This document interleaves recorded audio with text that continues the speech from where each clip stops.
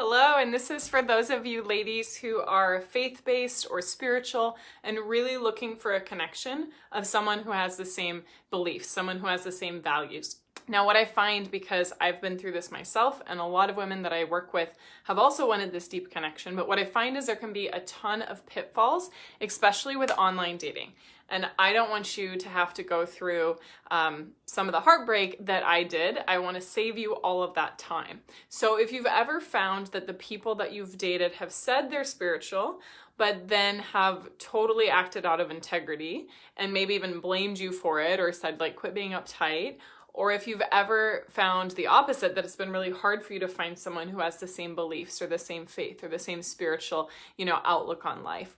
Or if you've ever found that someone seems to be aligning with you in that way and then something just kind of falls apart, then I definitely want to talk to you about this topic because it's really challenging in modern life and in modern dating when we don't have this part of our partnership. We can have great physical connection, but if we don't have similar beliefs, then that will probably just fizzle out.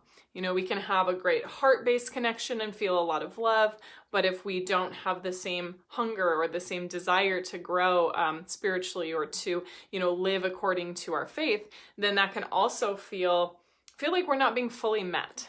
Back in the day, people would get married just because it was somewhat convenient. You were the same age, maybe your families knew each other, or you lived in the same town, and it just happened that way. But now with online apps and all of these other things, with people moving across the country and taking on so many cool different jobs, there's so much more opportunity and also so much greater desire, right? A desire to really have a partner who meets us.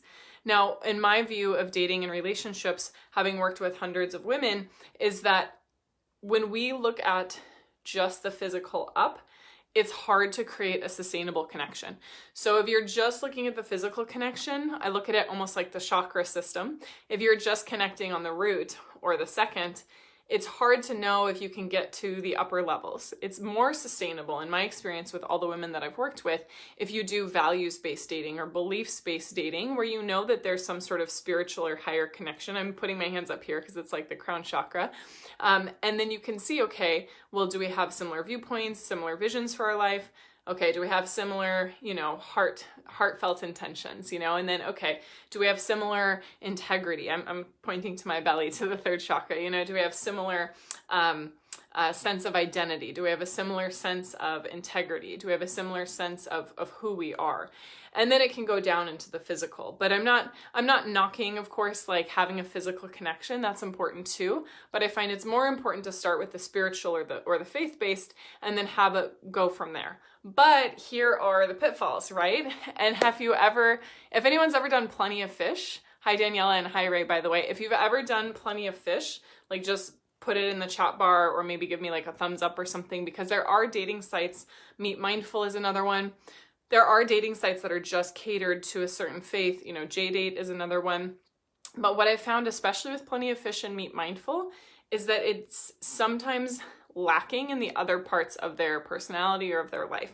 And so what I mean by that is there's been a lot of women that I've worked with who have been on Plenty of Fish, and there's been a lot of men who claim to be Christian, but who aren't necessarily acting in ways of integrity. So there might be people who claim that they're Christian, but then they actually have a wife, or there's something shady going on. And I'm not saying that that's always the case, so please take this with a grain of salt. But what I find is sometimes as women, when we believe that there's a faith-based connection, we drop our guard a little bit. And that's what I feel very protective of you about, is because sometimes we'll think, well, we met on Plenty of Fish and he says he's a Christian, so everything must be okay. And we can't forget our gut instincts. We can't forget to notice, without being critical, but just notice, do they keep their word? Do they make eye contact? Or are they kind of shifty? Do they respect me when I set a boundary? Are they trying to get physical right away? Are they trying to make things move really fast? So if someone's trying to make things move really fast, they're talking about marriage within the first week, or they're, sweeping you off your feet, or all of a sudden staying over 5 nights of the week and you literally just met, that's normally a red flag. So normally, you want to take the relationship and pace it so that you have time to get to know someone and really see, okay, they might have these beliefs, but are they living them? Are they living those beliefs, and is their life in congruence with that? And again, we're not here to judge people. That's not what this is about, but I do feel really strongly that there are people out there who use their faith, a lot of men out there who use their faith as a kind of a way in or a way to get a woman to kind of drop her guard.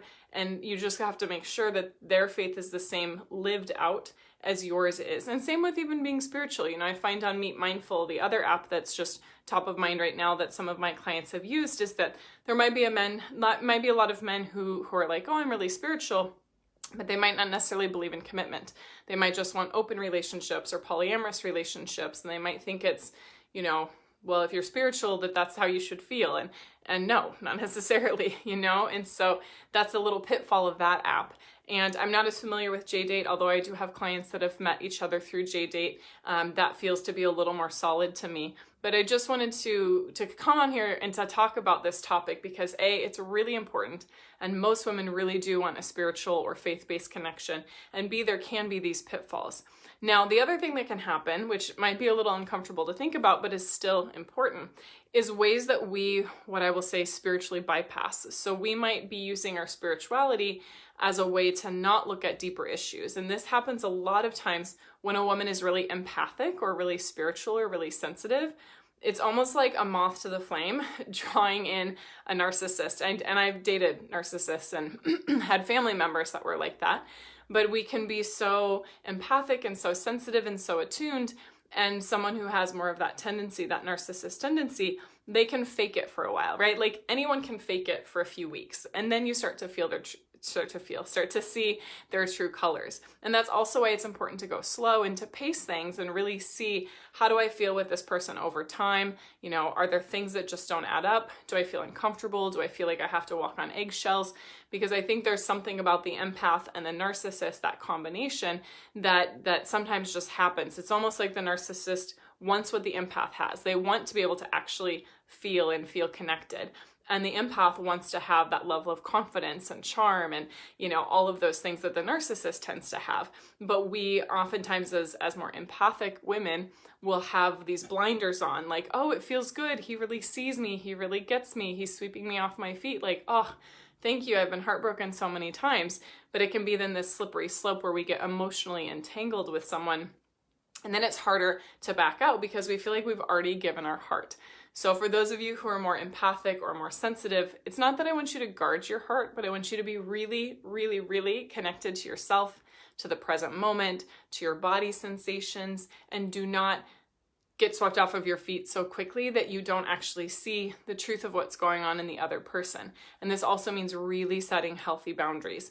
You know, a narcissist over time will not be able to respect boundaries. And so it's really important as an empath, even if you love and feel and want to care for them and want to mother them or have, you know, a resonance with what they're sharing, like really setting firm energetic and emotional boundaries are so important. And you know, there's a big problem with not doing that, because then we can keep attracting men who either have the narcissistic tendencies or men who really claim to have like a certain belief system or certain faith, but then they're not living it, and that's not as sustainable. You know, after I dated, I'll call the narcissist, but after I dated a guy where we were really challenged in that way, I went through a lot of soul searching, and I realized that the main thing I was looking for was integrity. So alignment between what they said and what they did. Alignment between who they claimed they were and what they claimed that they believed, and then how they actually lived their life. And it takes a little while to find out if someone is in alignment, but then your relationship can be sustainable. And that's way more important than, you know, so superficially kind of covering that longing. You know, the quick and fast relationships can cover the longing for a short amount of time for love and for depth. But depth does take time. I'm not saying it's going to take years. You know, I have clients that have been single for 6-8 years and they get engaged within a year. And so it can still happen. You know, Jason proposed to me 8.5 or 9 months after we met. So I still think that that's pretty fast. But I feel protective of anyone where it's so hot and heavy that you lose yourself. So nothing could be more important than your connection to your own spirituality and your own connection to yourself. That's actually more important than your connection to your partner, which I know feels like, what? My partner is going to be my everything. but they can't be your everything if you're not connected to yourself and connected to God or source or spirit or whatever it is that you want to call it. So keep your faith, keep your spirituality, but watch out to see where you might be spiritually bypassing, like saying, oh, but he's okay, oh, but he's really great, or he's Christian, or he's that. We might be kind of stuffing down our intuitions, stuffing down our instincts, and not paying attention to those red flags because we want so badly to be in love. But the best love is love that lasts and grows stronger over time. Even if it takes a little while longer to get to know that person, you're going to really protect your heart. So imagine what it would be like if you could date and meet someone who had similar values in spirituality and faith, but who you could really feel safe around. You could be vulnerable and they wouldn't hold it against you. You could plan great adventures together. You could listen to podcasts together or read books together or, talk about theories and talk about philosophy. Like, I have that with Jason and I love it. It's one of the most amazing things about our partnership, but it's also matched by our integrity and our commitment. And those things are just as important. So yes, I really want everyone to be able to have this aspect in a relationship. And if this is something you struggle with, if you tend to attract men who don't match you or meet you in a spiritual or faith-based way, or men who say that they do, but then they leave you hanging or they have some, skeletons in their closet, so to speak, or if you're just finding that you're not feeling as comfortable pacing the relationship, then I would love to connect. We do free 45-minute breakthrough to love sessions. These are awesome. You get a lot of clarity and insight on your patterns and what's been going on, and also what it is that you really want and what it's going to take to get there. And if we feel like it's a good fit to work together, we'll tell you about our program, and if not, that's okay. We'll steer you to someone else. But you can go to violetlang.com/talk and sign up for your free Breakthrough to Love session then. And we have a few spots still left this week, so I hope to connect with you soon. And hi, Brandy. Bye.